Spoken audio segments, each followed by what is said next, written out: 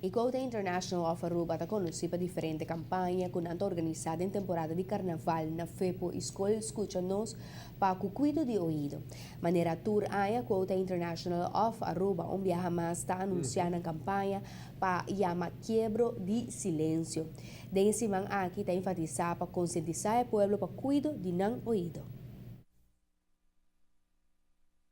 Durante a semana aqui, conjuntamente com várias instâncias, e lota pone disponível semana largo para a gente pueblo de Aruba por controlar o ouvido completamente grátis. Tá assim é importante para controlar o ouvido temprano, hopi viaja nos mês não sabe que nós temos problema com o ouvido.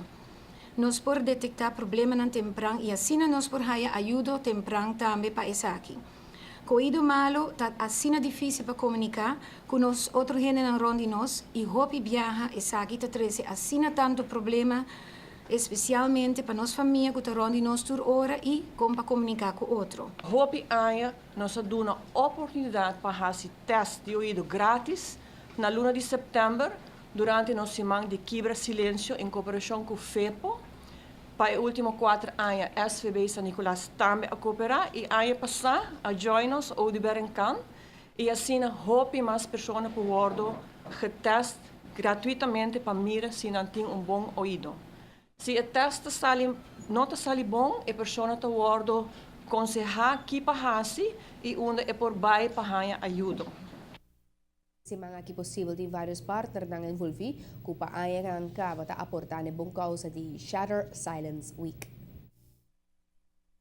Sabe que é de 5 anos que o SVB te brinda serviço na Cota Club para fazer semana largo teste de ouvido.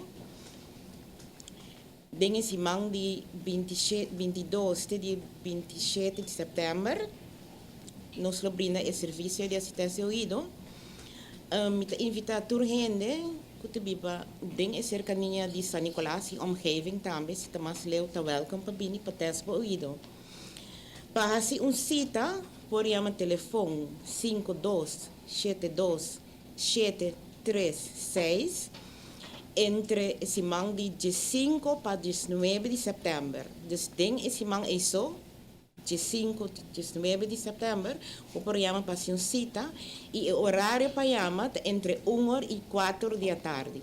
E a Fundação FEPO está muito contente com a trobe nos por cooperar junto com o Cota International de Shatter Silence Week, esse man de quebra silêncio. E seguro maneira tu aya nos oferecer dingen simang e test nan di ouvido por nada e hene po chama para test riva de Mars, de Ranson, de Bierna e de Webs, siamo lubida. E nós spera que o hopi hende lo chama maneira tu aya passou cuida bo ouvido ta e ta queda hopi importante. E esse man aqui seguro ta contribuir na conscientização de tour e full pueblo de Aruba.